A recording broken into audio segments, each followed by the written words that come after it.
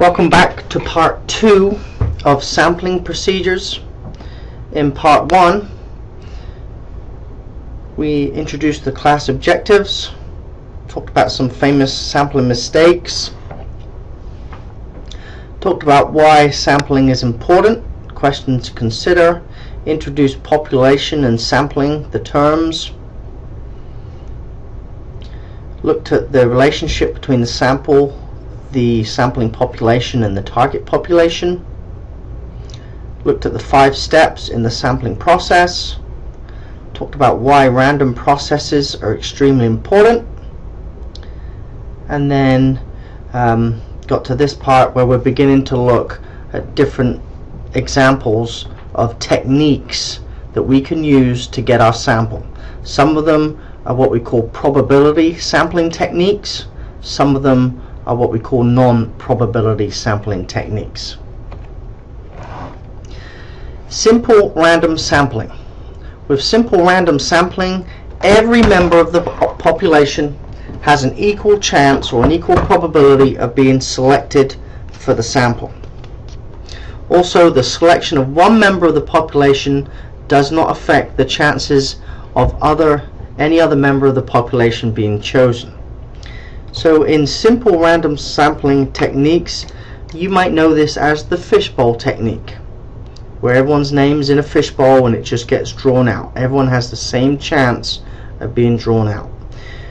In research studies, we often use a table of random numbers that we can use to select participants randomly, or there's several different free websites out there now that are computer generated sampling procedures for getting our random sample. So let's look at some examples of simple random sampling. Let's say that we want to evaluate the prevalence of tooth decay among 1,200 children attending a school. A way to do this would be to list the children attending the school from 1 to 1,200 alphabetically, and if our sample size was 100, then we randomly sample 100 numbers between 1 to 1,200. And we can do that. I'm not going to click on this link at the bottom because it's going to mess up my Camtasia recording, but if you just Google free random sampling website or random sampling or research randomizer, it will take you to these websites. It's very, very simple. There's boxes. It asks you what's the size of the population. I put in 1,200. It say what's your sample size. I put in 100. Then it will list 100 people numbered from 1 to 1,200 randomly. So if this was a group of 48 people that we wanted to random select from, there's just no rhyme or reason. There's no way to predict who's going to be in it. Each one of these 48 people has an equal chance of being selected. Here's a screenshot of another web-based program that we can use to get the people in our study, and there's it just producing a random number list. SPSS, SAS, even Excel, they all have these features where you can randomly generate a list of numbers for people that you're going to select to be in your study. So that's simple. Now we extend it a little bit. Okay, we might want to be even more sure that our sample size is sample is representative of the population. So some of these, and there's 5 or 6 of them, and the names are quite similar, so you really need to get these straight in terms of what's what, because you're going to need to know these for the test. And more importantly, I want you to select one of these for your study. For your research proposal where you're applying this content, you're going to have to show me that you're selecting the appropriate sampling technique for your study. So let's first look at a stratified random sample. A stratified random sample is one that is obtained by separating the population elements into non-overlapping subgroups called strata, and then selecting a simple random sample from each strata. The non-overlapping part of this basically means that a person cannot be in more than one subgroup. So no sampling unit or person, if it's people, which it usually is, can appear in more than one strata. A stratified sample will assure representation from each strata. So let's think of an example here and try to show why this could be a really effective way to produce a sample. Let's say that there's 400 exercise science majors. That's our population.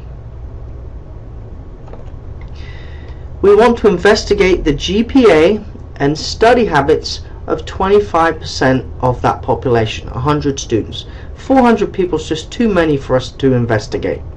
It's not practical. So we want to get 100 people, 100 exercise science majors, and we want it to represent the 400 exercise science majors.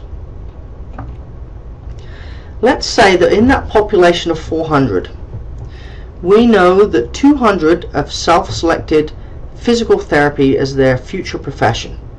92 of the 400 have selected occupational therapy, 56 physician assistants, and 52 strength and conditioning.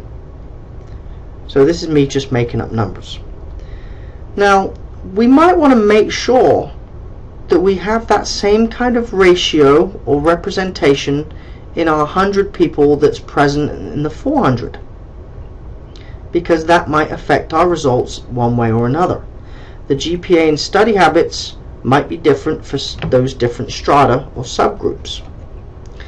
So when we do our random sample using the method that I just showed you, either a computer generated table or a fishbowl, from our 100 people exercise science majors, it gives us 70 physical therapists, 12 occupational therapists, 12 physician assistants, and 6 strength and conditioning as future professions.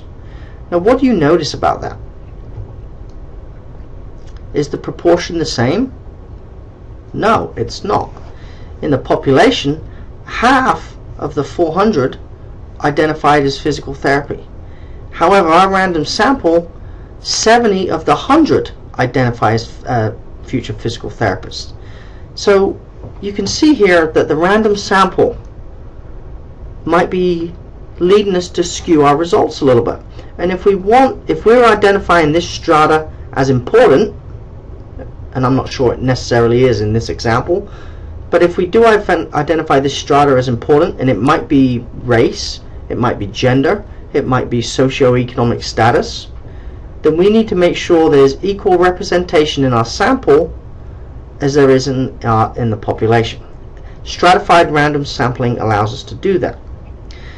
So we could use a proportional random sampling technique and multiply 0.25 by the number of each type of student. So 0.25 would give us 50 physical therapists, 0.25 times 92, 23 occupational therapists, 14 physician assistants, and 13 strength and conditioning. So then we just randomly select 50 from the 200, 23 from the 92, 14 from the 56, 13 from the 52. That will give us a stratified random sample. Let me read you the example from the textbook. The following is an example from a study, a real study, of how high schools in a given state financed the girls' athletic program. Actually, no, I'm not going to read this to you.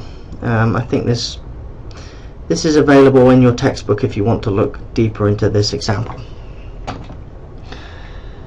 So we see it more often when the strata are identified as things that could affect our results, and that we want to include different strata or subgroups in our study. And as this slide shows, or this graphic shows, gender or race is one that we often want to make sure that we have equal representation. When some system is applied to the selection of research participants, we call that procedure systematic sampling. More precisely, this involves drawing a sample by selecting every certain number element from a list of the population. So lots of words here, and I think this is easily understood with an example. And I'll jump straight to that example. So systematic sampling. If we had 1,200 people in our population and we want to select 60 people in our sample, well, rather than using simple random sampling, we can use a systematic sampling procedure. The first thing we do is identify our sampling fraction, which is simply the population size divided by the sample size. 1,200 divided by 60, that is 20. Then we list all the people from 1 to 1,200, and then we randomly select a number between 1 to 20, maybe it's number 8.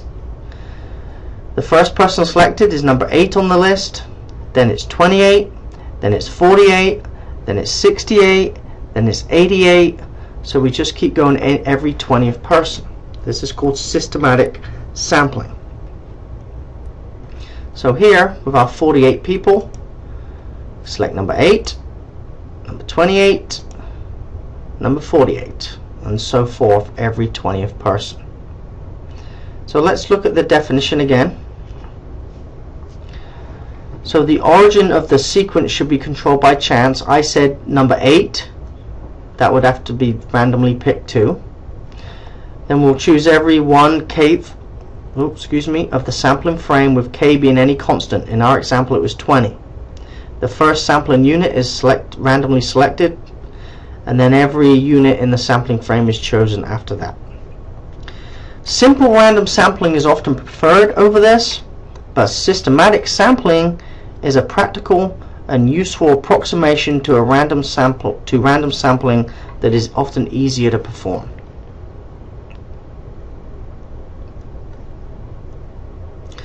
Cluster sampling, also referred to as area sampling. It's particularly appropriate in situations where the researcher cannot obtain a list of the members of the population and has little knowledge of their characteristics, and where the population is scattered over a wide geographic area, and in situations where it is impractical to remove individuals from a naturally occurring group. So also known as area sampling, and we often see it in studies where there's a cluster of elements such as classrooms, schools, counties, city blocks, and we select the cluster as the sampling unit. The first task is to identify or specify the cluster. So this graphic here is an example. Rather than randomly selecting 8 houses in this neighborhood, the researcher just identified 2 clusters and went to 4 houses in these 2 clusters.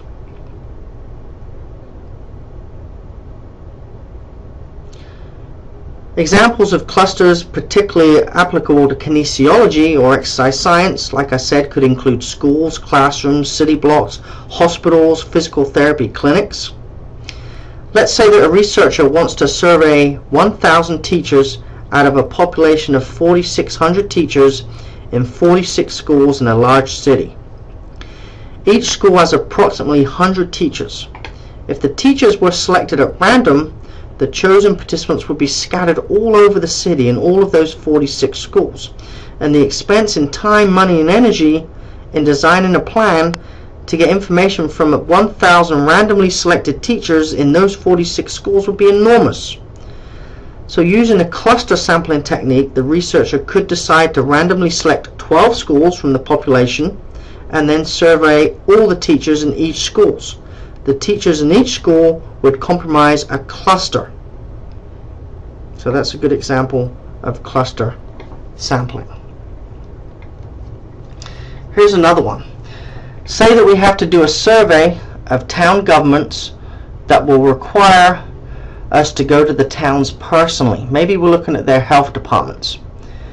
If we do a simple random sample statewide, we'll have to cover the entire state geographically. We could have one state up north, one west, one east, all over the place. Or one county, sorry. So instead, we decide to do a cluster sampling of 5 counties, They're in red. And once those are selected, we go to every town in those 5 areas. It will help us be more economical with our mileage and expenditures.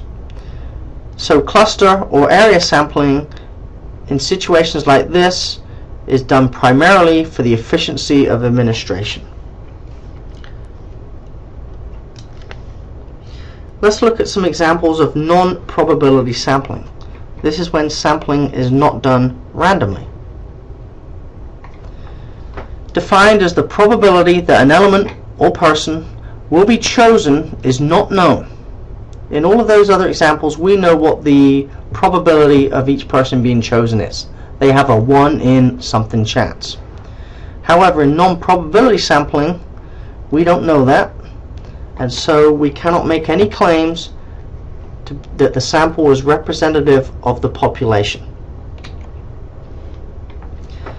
Using non-probability sampling techniques, the researcher's ability to generalize findings beyond the actual sample is greatly limited. But it is less expensive and less complicated. 2 common examples are convenience sampling and purposive sampling. And I'm not stating that these are bad ways to collect samples. In fact, you'll see that for some research designs, such as qualitative research, they're the preferred way to sample. Other examples include intact groups, volunteers, typical groups, typical persons, which we'll look at later on. So let's first look at purposive sampling. With this method, the researcher knows that specific characteristics exist in a certain segment of the population. And since these traits are extremely critical to the results of the investigation, the researcher uses purposive sampling to select those research participants. Biomechanic researchers often purposely select excellent performers in a sport when they are trying to determine correct kinetic and kinematic parameters. Such factors are often found in top gymnasts, swimmers, basketball players, and other athletes, but they are probably absent in beginners or lower level performers.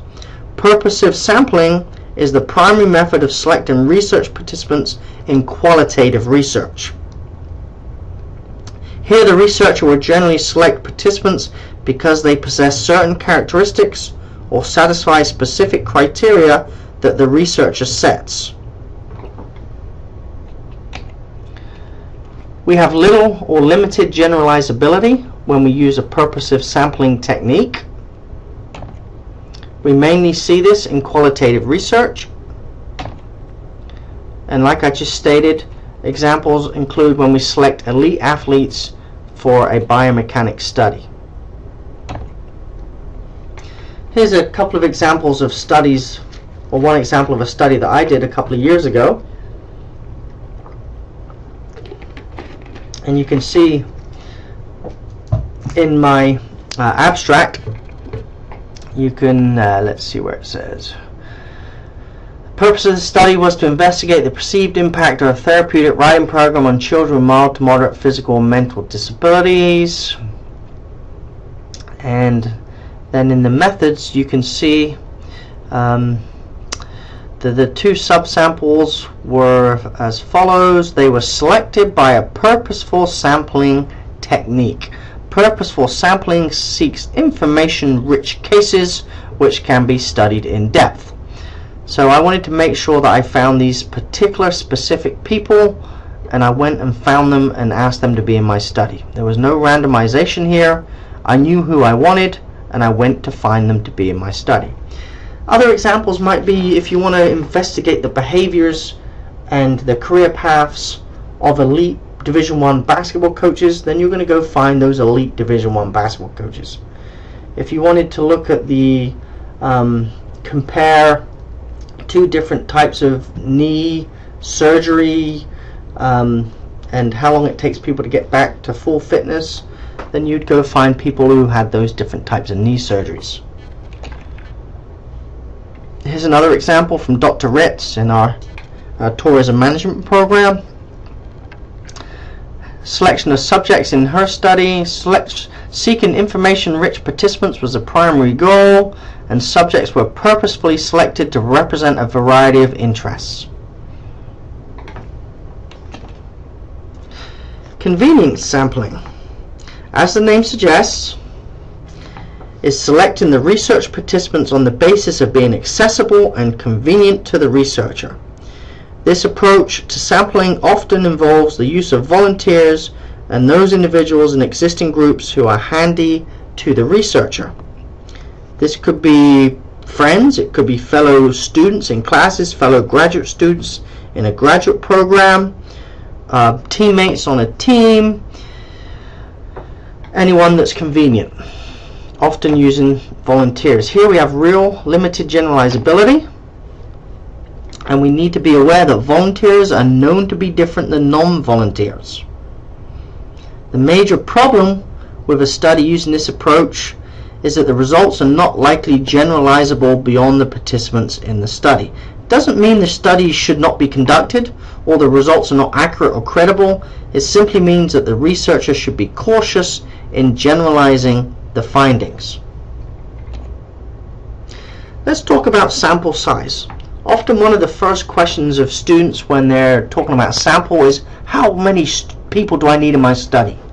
How many people do I need to have confidence that I can generalize from the sample to the population, that I can have low sampling error, and so that I don't have too many that it's just impractical to do? So sample size is the number of research participants in a sample selected for a study. However, when we're talking about sample size, regardless of the size, the crucial factor is whether or not the sample is representative of the population or how it's selected.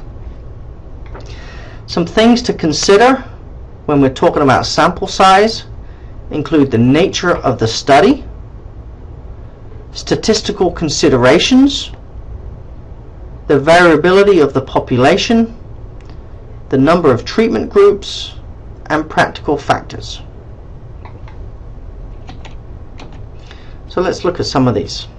Statistical considerations.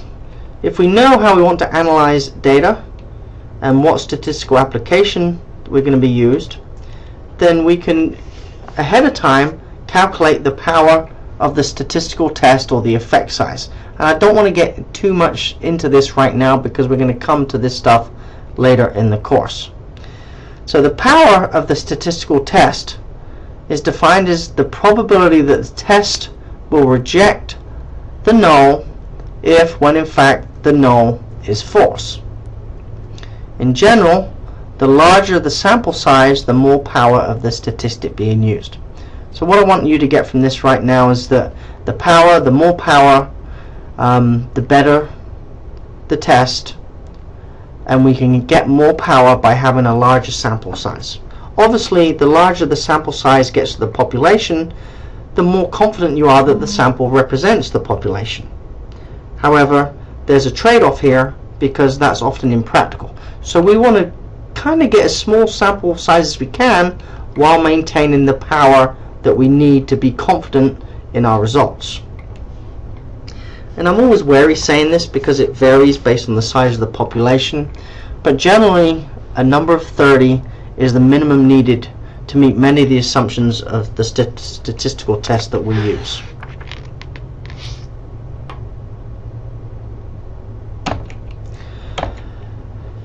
The sample size is inversely related to sampling error. So the larger the sample size, the smaller the sampling error, and the greater likelihood that the sample represents the population. Again, so a large sample size is often preferred because there will be a smaller sampling error.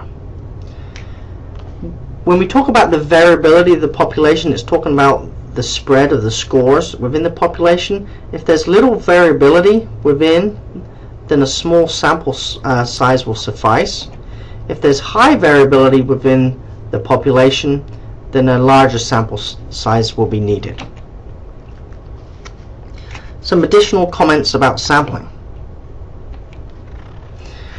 Descriptive and correlational research are vitally concerned about the representativeness of the sample, usually necessitating larger sample sizes and more attention given to the sampling procedure. Experimental studies, which when we put people in different groups and we do different things with those groups, they can often get away with a small sample size as long as internal validity is maintained. We'll talk about that later on. And in practice, volunteer research participants are involved in a good portion of research, but we need to be aware of the potential systematic error being introduced in the study. So let's try and apply some of those techniques into a quick example. And this is one that I do with this class when we're physically in the classroom and we actually do it. So I'm just going to walk you through it and show you last year's results. So if there's 30 of you in the room, and there's 30 of you listening to this lecture, but say you're in a classroom, or picture last year's group of 30, everyone takes a note card, numbers it 1 through 30. Okay, going down the roll. The 30 people in the class is the population. And I'm going to ask you 3 questions. Are you male or female? How many siblings do you have? What's your GPA? And we could analyze each of those individually, but we're mainly going to focus on question 1. In a volunteer sample, out of the 30, I would just ask for 10 volunteers to answer my survey.